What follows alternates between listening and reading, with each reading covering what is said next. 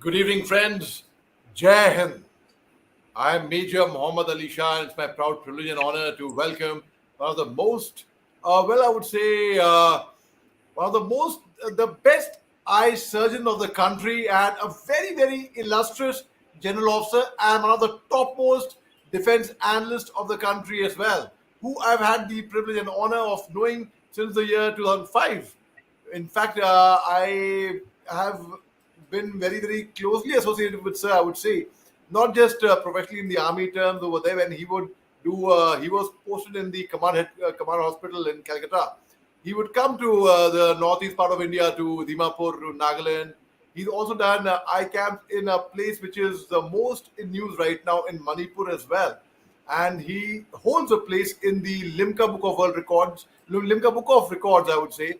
In 2011-12, they did great work, and in 2013 it was published in the Limca Book of Records. But I can go on and on. Highly decorated, high, solid reputation, and of course, somebody to actually look up to and revere. Without further ado, let me go ahead and welcome Major General JKS Parihar, sir. Sir, Jai Hind, sir, and welcome, sir. Jai Hind, Major Mohammed Ali Shah, very much. I am honored and privileged to be with you. I have seen you as a lieutenant and then during service and thereafter in the media and as a TEDx speakers and imparting motivation trainings to the our youth. It is highly commendable and really it's an honor for me to interact with you on this platform. I'm so touched, sir. I'm so touched.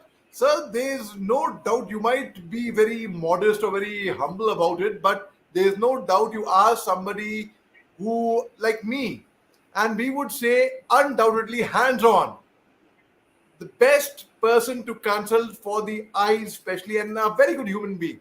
That's you, sir. So let's start from the very beginning. As a child, did you always aspire to join the army or become a doctor, or did you have particular interest in particularly eyes? How was it, sir? Yeah, so it's a, I would say it's a means my parents. As you are aware that I belong to a very humble background. My father was a veterinary surgeon and he was posted in a very rural area, almost 60 kilometers from Indore, where we study. I remained there for 16 years and I did my complete schooling right up to the higher secondary from that small place. But that gave me because of my father and mother, both parents, they were highly patriotic and they ensured that all good qualities should come into their children. First, I remember 1962 war. That time I was only 5 year old, and we had only access to Akashvani. And I remember those Panditjis giving speech, and that said we have lost Tawang and now Tejpur, we have to vacate. I very much remember, and the way he has projected for a young child of a 5 year old, it was a definite thought in my mind since then that I must serve our country. And you won't believe that the Ladakh was fascinating me since those days. The Chushul War and all were very small. Since considering seeing my interest in all this current affair, my father has specifically ensured that I get enough opportunity to study and do the in the current affairs, etc. Since very beginning, he taught me how to go for the debates and every aspects of our parliamentary system in such a small village. The second dose was in 1960 after post-war. Panditji came to Indore, and you see that my mother wanted to see Panditji, so along with me and my other brother and sister, she came to Indore, and my father was in the village only. Panditji in that Aam Sabha, he said that we have enough problems with the clothing, etc., funding for the army. Even if you donate one penny, it will be good to our country. My mother, wife of a very small government servant, what can you imagine what she could have done it? She had a that traditional North Indian families from she was born in the Bhind, a small village. Without hesitation, she had a bangles and the top gold tops, which she immediately went up to the dais and handed over to the Panditji. Those days the security was not that strong. and my mother even she did not think of consulting my father, who was not there. So these two episodes definitely changed my life, and from day beginning I was very determined to go for the army, and with that intention I joined NCC Air Wing when I was in the Holkar Science College for BSc first year. I told my father that I want to join Air Force. He said, no, first you do medical, then you do whatever you feel like, because you will have enough opportunity to practice medicine as well as serving the nation. So I was not very keen. I was a good NCC cadet, and even in the first year, I remember Wing Commander Irani, the OC unit. He said any first year boy, if he gets more than 90% marks in the aero engine modeling exam, will be given flight in the first year. Otherwise, it was in the second year. I scored 97% and I got flying gliding. I did it, and then the solo, and then I did for Pushpak also. So I was keen. So when I appeared in the PMT, I selected. My SCC OC was very upset. He said, "What you are doing? You are so young, and I am sure you will go right up to the air marshal without any problem." But then I respect my father's sentiments, and I joined our medical. Thereafter, I appeared for SSC, but I got selected. Then father said, "You do the post graduation." I got ophthalmology, and I was very keen because my brother had a elder brother had a eye injury while driving in the scooter. So father said, "You one must have the eye specialist in the family." Like that, I have become ophthalmologist, and later on, I entered in the army, and that's after everything is known, and how I got the each and every opportunity. Probably, I am one of the most privileged person in the sense, because such a from a small background without any DNA in army before me. Now my second generation, my daughter is AME officer, but I had nothing to have that Oh, any. sir, that's wonderful. I did not know this. I Yeah, didn't yeah. know this, She is sir. lieutenant colonel, and now she got PC to last year. She is doing very well, and she does not want to be labeled as a my daughter, because she said, "I want to stand on my own feet." So she is doing very well, alpha instructor type in OTA and all.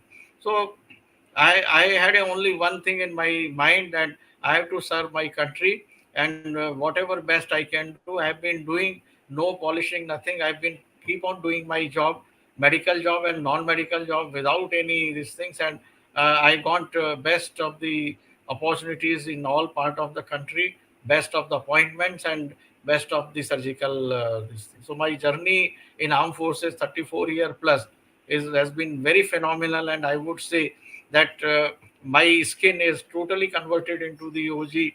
I mind and all. I'm absolutely even today. For me, I don't think anything is better than Indian Armed Forces, and that to the medical services. I'll add one point about the medical services. The people have a wrong notion.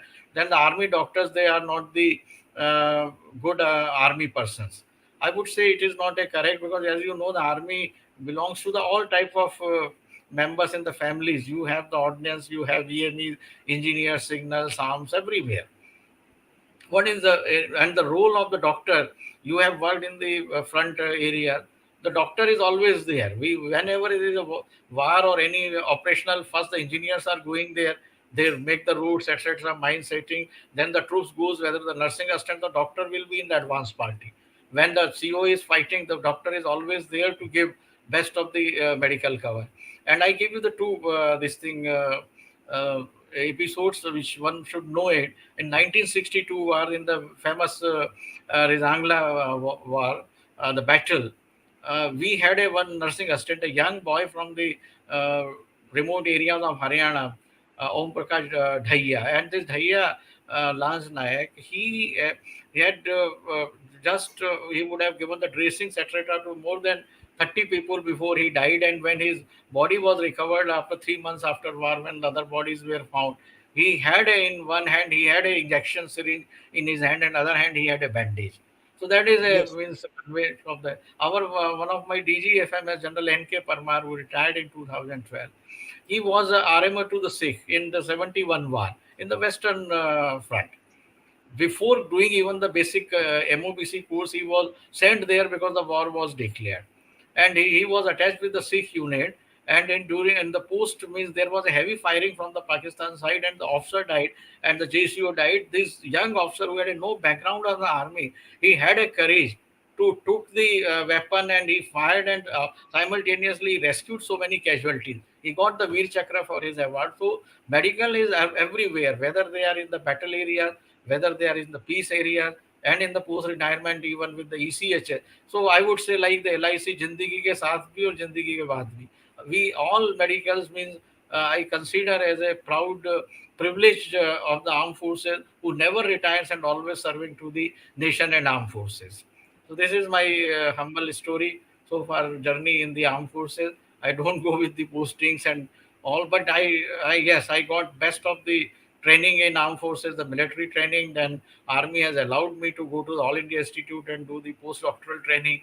Army has allowed me to have the inter-command debates, etc. I remember General J.J. Singh was the RTREC commander, and he came in our MOSC. I had a presentations on the nuclear deterrence and Indo-Sino relationship. So this current affairs was since very beginning, and I take this even sometime on TV with you and other people. So I thoroughly enjoyed each and every part of the army. And for medical, I would say these are the poem which I had written after Nepal earthquake. ये इंसा के फौलादी इरादों का असर, तूफान में कश्ती को समुद्र में चलाने का टशन, जलजले में आसमानी आफत में, लावे के अंगारों में, हर हाथ को थाम हर हाथ को पोछ, हर दिल को जोड़, हर शाम हो रोशन, हर सुबह हो भूषण, यही है इबादत हमारी। ये हर मेडिकल पर्सनल की, हर फौजी की, चाहे वो नॉन मेडिकल हो, हम सबकी यही है। अर्थक्वेक का टाइम हो और any kind of a disaster, we are always there to help our countrymen, our fellow countries from the Nepal and all other places. Armed forces have been always there. So I think it is one of the best organization, dedicated to the country, dedicated to the mankind, and not only the mankind, even for the animal. Army has taught me how to go for the environment protection. I did everywhere, whether I was in Ladakh or so, in Delhi when I was in base hospital. I was engaged with the 10,000 plantations again in the army hospital in Ladakh. So I had every kind of a training which is still giving me the dividends. Sir sir आपने बहुत खूब फरमाया sir and you mention about how AMC officers and main हालांकि जो perception है कि वो मैं जहाँ तक मैं देखा है बहुत ही काबिल सोल्जर्स रहते हैं सर हमारे जो आरएमओ थे with the Assam Rifles in fact it was just a few days after we had met we had tea together in Nagaland उसके कुछ दिन के बाद सर ऐसा हुआ एक कहानी ऐसी बनी that five soldiers, including me, that was, and including one doctor as well. हमारा आरएमओ भी साहब भी उसमें साथ में थे. तो उसमें चार तो ऑफिसर थे और एक एनसीओ था. We were taken captive by the insurgents in the northeast part of India. And then the bravest of us all was the RMO. वो मेरे कान में बोलता है, Ali, no matter what happens now, हमें गोली मारने वाले थे शायद वो लोग. कहता है, I am very thankful to you for bringing me over here. मैंने पहली बार देख रहा हूँ मैं वर्दी डाल के हथियार लेके घूम रहे हैं इंट्रोजेंट के कैंप के अंदर. So you are right, sir. I mean, AMC is something. The core is very, very professional. So let's talk about in the year 2011. You had performed a lot of surgeries on a high altitude and such thing. You you scored a place in the Limca Book of Records with you and your team, sir. Let's talk about that operation, sir. हालांकि operation बहुत है, but I'm just highlighting few main ones. I'm so sorry about that. In fact, when I was in R&R, I was looking after the Armed Forces Medical Research the section of the R&R. So, and I remember when I was in 114 Brigade in 3 day in way back in 1983-85, that you in the pressure cooker dal is not getting ripe properly. Then you are seeing that fountain pen, it is not functioning, the ink leakage and all. There was a change in the atmospheric pressure. So all those things was in my mind. So since I am a cataract surgeon and doing the phacoemulsifications, we have the different machine settings and all.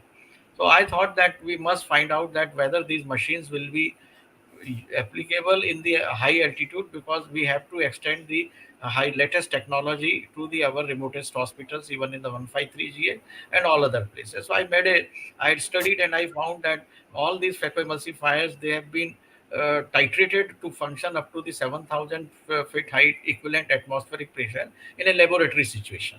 But now our high altitude above the 9,000 plus, so there was no literature was available. So I decided to make a project pilot study, and I discussed with the DGFMS.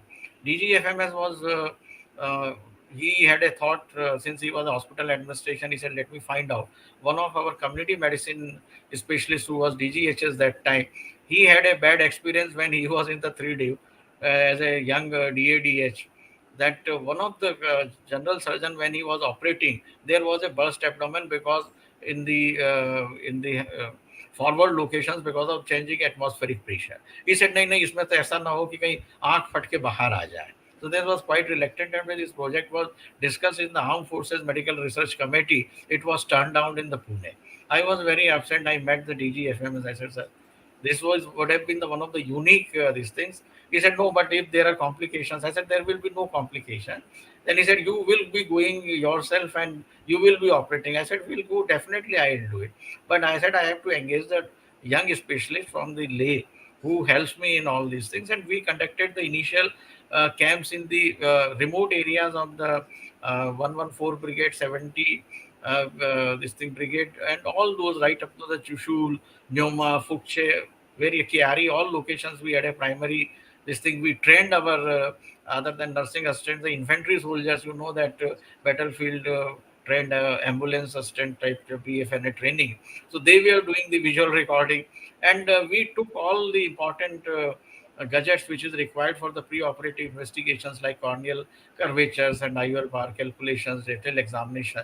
And I recollect those days, and I put on record the Major Piyush Chaturvedi that time of 153GA. He did a phenomenal job to see in all those forward locations. We diagnosed and identify cases. In the phase one, I did the surgeries in the 153GH. I landed at 7 o'clock, and I told Corps Commander General Dastan, he said, "Doctor, rest for 2 days." I said, "No, sir, my best rest is the 14 operation Pro. theater." He's from my unit, sir. We are from the Yeah. same regiment. Brigade of Yeah. Artillery on So, sir, 170 KM. nothing will go Sir. wrong if I'm sitting in Then OT and Ravi at the very Dasane, sir. yeah, I was in the operation theater and sat and performed the surgery. The initial cases, I my BP was going 140 diastolic and 200 when the first case I took even the late because of anxiety and the change in the environment and all. I titrated after some time. I realized that the machine setting has to be different, and I monitored and with the as Jugaad trial and error we got the. And by the third and fourth case, I was quite okay. I did around 30 cases in that first sitting, and I made it myself convinced that it can be done. Then after 2 days, we went to Tangse, and we saw the FSC where I have worked earlier with the 403 hospital. That time the field ambulance, and I've discussed with the CEO that how it has to be reformed, and so that we can perform the surgeries when I come on the next time. Colonel Asim Sood was the CEO. He understood everything. And he said, "Sir, don't worry, we'll be doing it." It was in the month of May, June, and I decided to go there in the October, because the winter time, by that time they this harvesting period is over, and their both these religious activities are over, so the more people will be available. And then we made a three tier visit. The first tier, we had already done the camps, primary camp, secondary camps for the when the patients were brought into the brigade headquarters. There we did the complete checkup, thorough checkup, and the entire logistics, transports, etc. was provided by the 3 day but and the 114 brigades, respective brigade. So to get the patients into the Tangse, we got them into the Tangse. We convert our FSC wards into the male and female ward with their relatives, hot water, everything was provided. And then I performed surgery. It was the 15th October 2011 when the first case was performed. And as usual, the every BP, everything was high. But moment I finished surgery, it was a great relief. And then I continued for 7 hours almost and completed 34 surgeries non-stop there. So that was a good experience. Then next day again we did it. We continued to do the follow-up for 3 days there. and Major Chaturvedi, he went again in the all areas on the primary areas to do the post-op follow-up in the after 4 to 6 weeks. We did the latest FECO machines, they are different type, analyzed them, titrated, and this Armed Forces Medical Research Project was published in European Journal of Ophthalmology.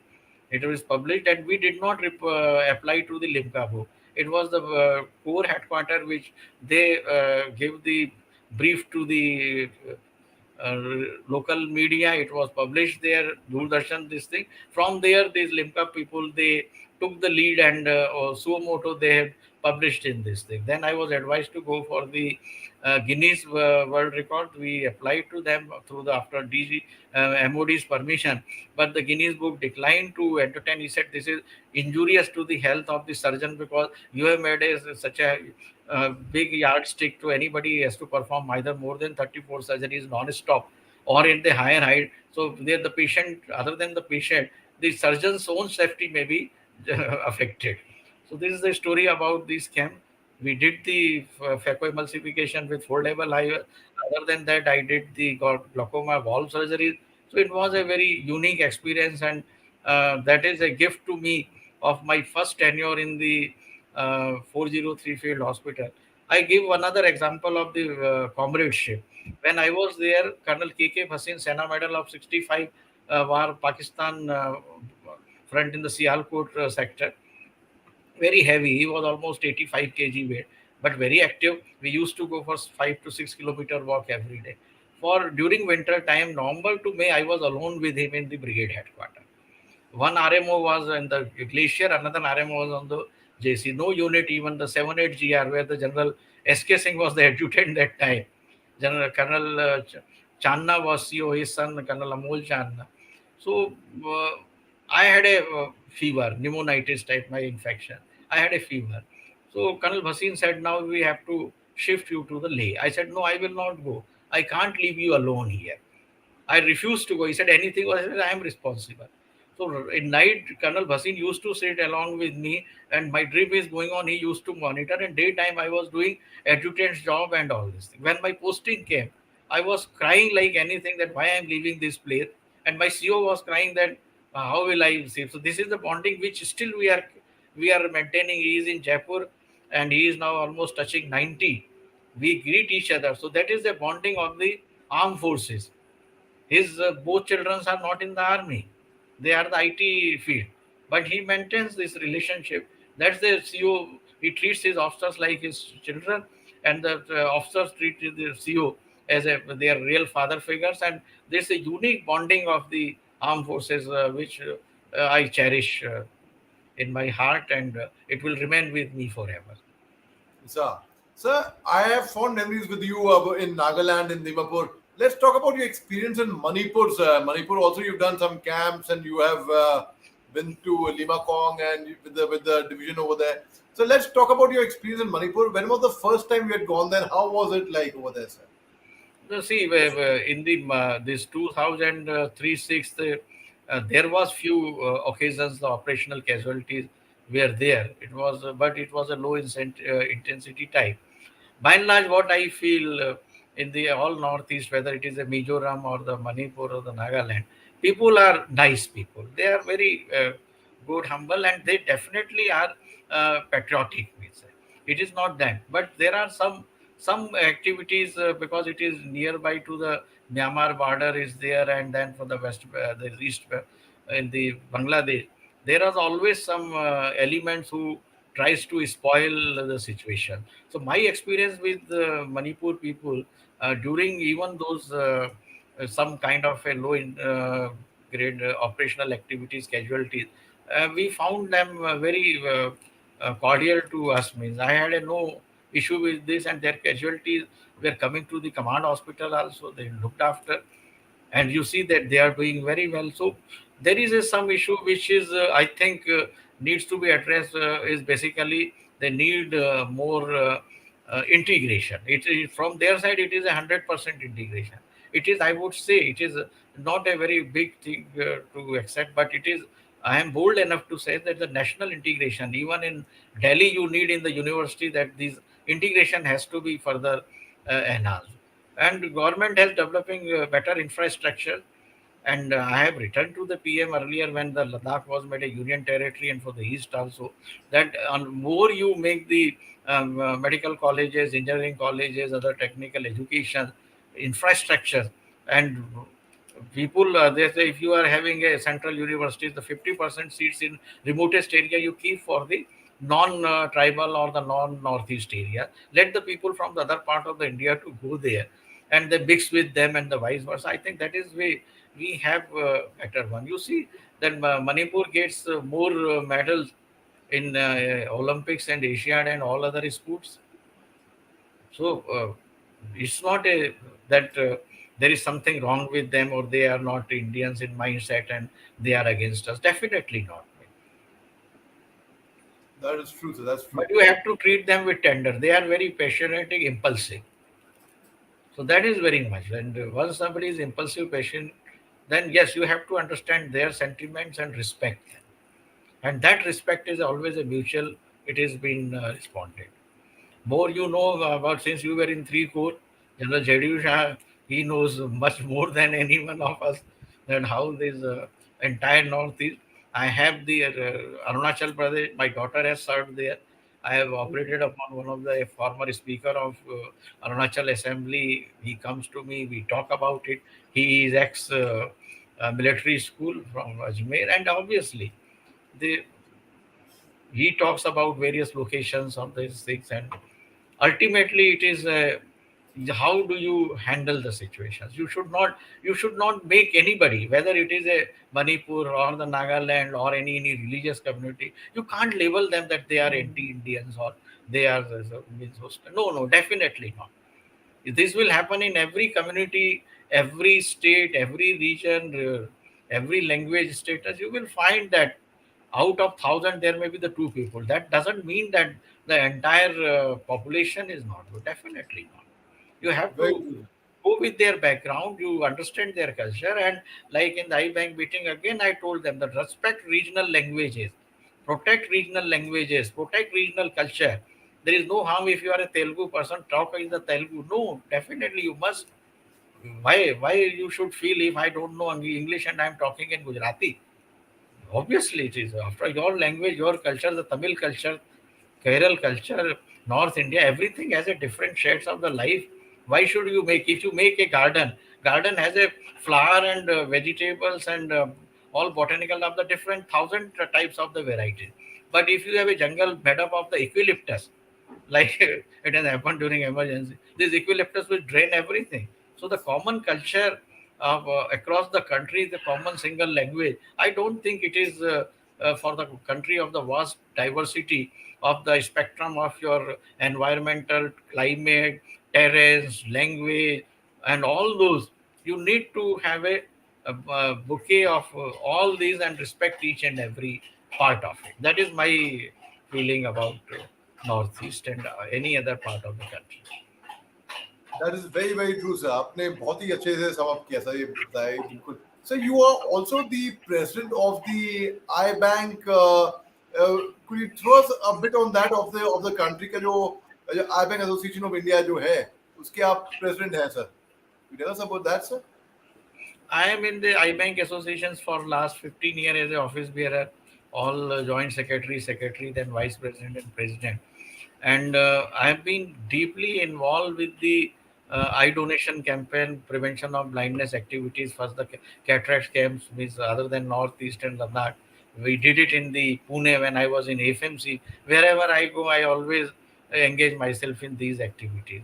Now, eye donation activities are basically related with the corneal blindness.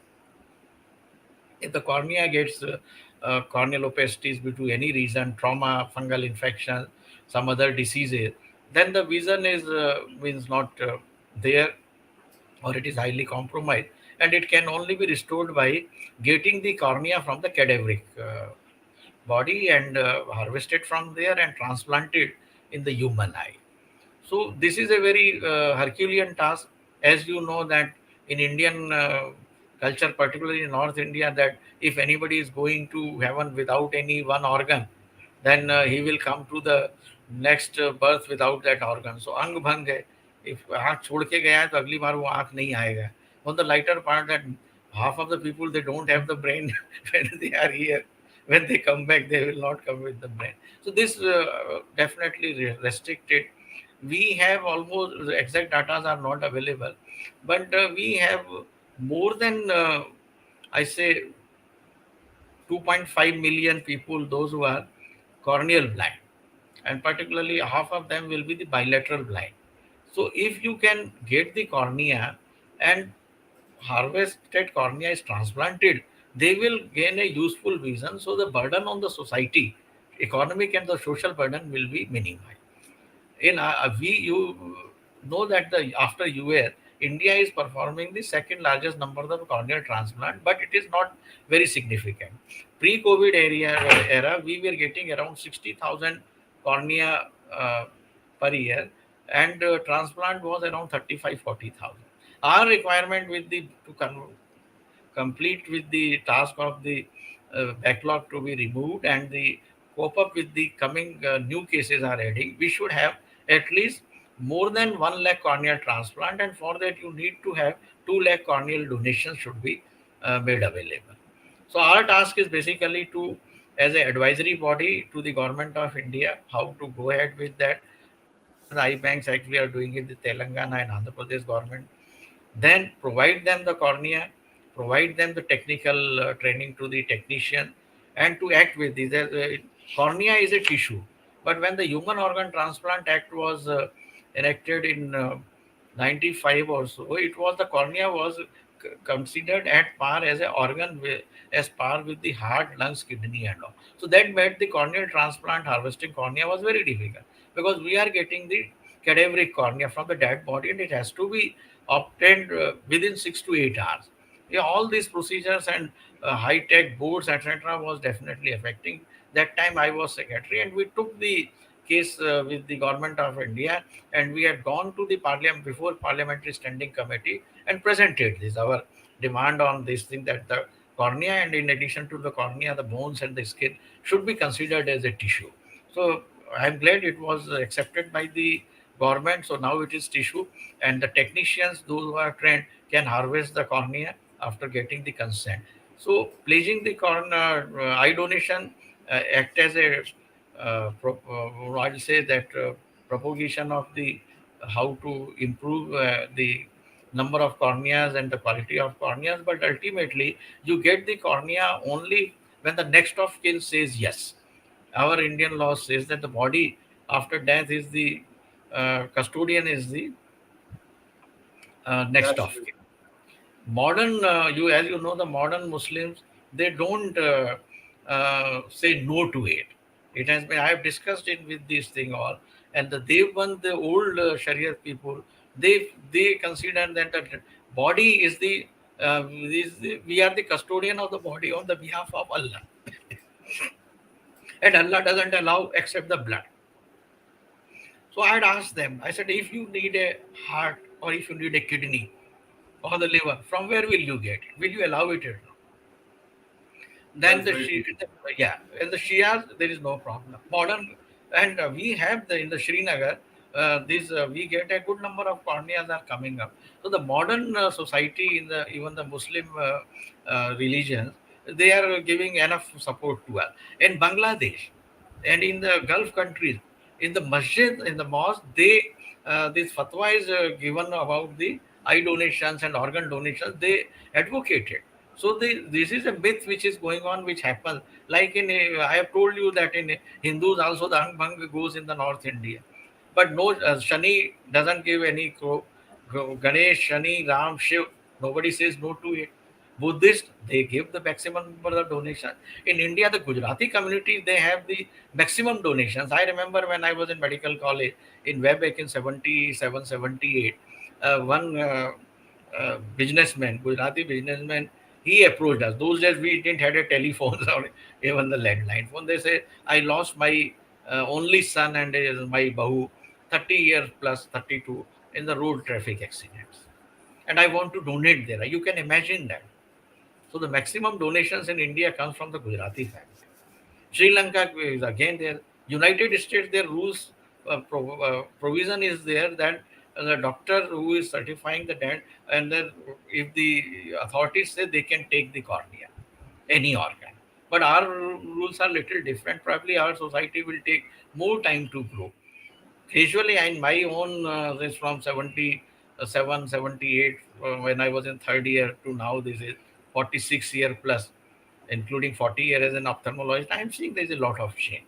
Lot of change in the society. WhatsApp and all those activities, again, it is giving a lot of exposure. So things are definitely improving. We are giving with the better longevity. Our results are improving in the corneal transplant.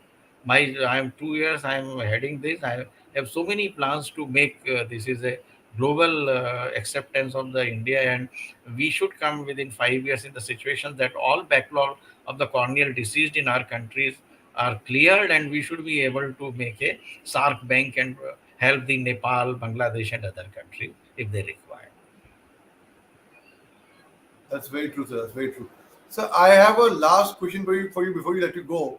So when your daughter was commissioned, so were you serving at that time or you were retired at that Yeah, time? yeah, I was very much serving. She was commissioned in 2010. And there is a Okay. story. She was doing, when she appeared in the class 12, I was posted in Calcutta. 2004, she cleared it. And her merit was not bad, but not too high also. So in medical, she had a both subject. So she was hoping to get a engineering seat. But it has so happened the seats was not available in the Kolkata and nearby and in MP. So there was a, I just spoke to Colonel Bhasin that time. Again, the Colonel Bhasin, I said, sir, क्या करें? समझ में नहीं. He said, nothing to doing. You send her to Jaipur. So I asked my wife. He said, कहाँ उनको परेशान करोगे तुम? I said, नहीं परेशानी की बात नहीं. I asked my daughter. So daughter said, no, Bhasin uncle है, मैं वहीं जाऊंगी. So like that, my admission to my daughter was made easy by the Colonel Bhasin, and she got admission near Jaipur in the Fagi Stanley Engineering College. She studied there. She did very good in the. Her subject was IT, and then she decided herself to go for the army. I did not tell her or anything. I didn't know that she has applied for it. My student was HOD in the Command Hospital, Bangalore. Commodore M.A. Khan, he is taken premature. That time he was with senior wing commander. He gave me a call. He said, your daughter is here, you didn't tell us. That she came to there after SSB. She took the preparations herself. She appeared in the SSB. She was in the command hospital for medical examination in the eye. Like that, I came to. I said, "ठीक है." She's her 5, 6 girls. They went together. She had a high merit, but as you know, the girls' merit goes very this thing when you add on so many. So she wasn't waiting for her choice was the Navy. So she was waiting first for the Navy, and I found out, and they said, no, it is not possible. So there is a provision that they offer to the remustering. So she was offered army this time, and like that, she went to the army in the OTA, and she opted for the EME. Though I was keen for the signal, but she said, no, no. The people said the EME is better. So I went during training. She was too patriotic type, and all those activities. She was getting alpha type this thing. She was heading for the sword, but she was not considered because her height is uh, less 5'1", slim, thin. So my mother was also like that. My wife is also. She was very upset. बोले दादी जी और mummy आपने जो है आपकी वजह से मेरा जो है sword चली गई. So she was a to IC the parade, and she did very well. Thereafter, she went to Arunachal. She served there during introduction parade. This GOC, he just asked Aparna Parihar, do you by chance you know Brigadier Parihar? So he said he is my father. So she was too upset. She gave call to my wife. She said, पापा ने मेरी नौकरी बिगाड़ दी. अब सब लोग बोलेंगे देखो ये चमची मारती है और ऐसे ही करती है. So she told CEOs, and I don't want to stay in the headquarters. I want to go to the field operational area. Those days the girls were not sent. Now they are going. Now her next posting is in the sector in the Kinnor. She's going there. So then said, where will go? Sir? So she went up to the all advanced location, 36 hours journey with the JCOs, and then along and all those places she was there. So she is very different, highly motivated. I found that the girls are more dedicated and motivated to serve the armed forces. Whatever job is given, they are doing fantastic. Yes. We should not discriminate. And gradually, our society, the JCOs and Jawans, they are also uh, they are accepting them as an officer. I remember I was going through the Maneksha Mark through entering to the towards the Gopinath Bazaar. I was stopped and she was driving. So took my identity card. She said, "No, Renan." She said, "I am Aparna Parihar, Lieutenant Aparna Parihar." When we went to the ENT department, so Brigadier Ramesh, that time ENT surgeon, he write daughter of Brigadier Parihar. I said, "No, I am Lieutenant Aparna Parihar." So that is there. They have their, they want to establish their identity, and I encourage girls. Means I am very means particular and strict about the women empowerment. Women empowerment is very, very, if mother is educated, then obviously the family will be much better. In states where mother this women literacy is more, female literacy is more, like the Kerala and all, you say that how progressive they are. So the literacy part and liberty to the women to act as per, and they are much mature when they can give a, they can hold a child for 9 months, nourish it, and then make him able to walk. I think they can do anything, provided you give them opportunity and right one. That is my concept. I, That is very true, sir. That's very, very true. Sir, I've taken a lot of your time, sir, but before I let you go, any last message you would like to throw out in the universe, sir? message is very clear that you have the one of the best, most professional organized armed forces, irrespective army, navy, and air force. And Indian armed forces is truly apolitical, neutral in their religions. You also served it, I have also served it. All functions, religious functions, we celebrated together. And incidentally, I was vice masjid in FMC for some time, because there no one was available, no Muslim officer was there, so I was asked and I did it. So before this thing, Jumma Namaz, I used to be there on Thursday and see the arrangement. As officiating brigade, I did the renovation of masjid and church in the arena. We celebrate all festivals together. One of the best organizations. It protects you. It gives you pride during service and of the service. Have a faith upon us, and let it be a Indian Armed Forces. Don't try to make it any wing of any political parties or this thing. Our discipline has to be there. This requirement is there because you are in the situation where the firing is going on. You know that the bullet. If you have a, some kind of a that concession that Kargil war, you know better how steep heights were there, and our soldiers and young officers they volunteered, knowing well the first fire bullet will come on their this thing chest. So that kind of a motivation training we have. We are true custodian of Indian culture and constitution.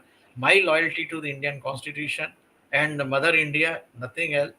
And I request each and every countryman to respect armed forces with the dignity and pride. Give them opportunity to serve you. Before I end on, first I mentioned about the now I have the two small clip poem about myself. Oh, मानव जीवन yes. रतन जैसा है हरित one, नेत्रदान अनमोल जैसा है जीवन दल, पुनः जन्म हो मेरा इस भारत धरती पर, पहनू वर्दी हरित हर जन्म, भारत माँ तुझे शत शत प्रणाम. और मेरे जो जवान भाई हैं और मेरे साथी हैं, रणभेरी की गूंज पर आफत को ललकार कर, धरा के कंपन पर अंधकार को चीर कर, बर्फ को रोंद कर, मरुस्थल को नाप कर, घने जंगल को कूद कर परिजन मोहताया का तज, कर स्वयं का तर्पण, कर भारत माँ को रक्त तिलक, मृत्यु आलिंगन को आतुर है वीर सेनानी, बड़े चलो तुम बड़े चलो बस तुम बड़े चलो. जय Hind. Wow. Wow, so Zabardast, sir, आप इतना अच्छा लिखते हैं, इतना अच्छा, apart from being professionally so good, you're, in fact, what you mentioned in the beginning, na, sir, that people have this impression that AMC officers are not good soldiers. No, ऐसा नहीं है, sir. AMC officers are exceptional soldiers, and in fact, आपका जो analysis है television पे बहुत लोग सुनते हैं, और आपके सबसे one of the best analysis you give on television, sir, and आपको देख देख के मैं बहुत सीखता हूँ. So it's really, really, it's been such an honor and a pleasure being in conversation with you, sir. Thank you very much for your time, sir. Jai Hind, sir. Thank you. Thank you.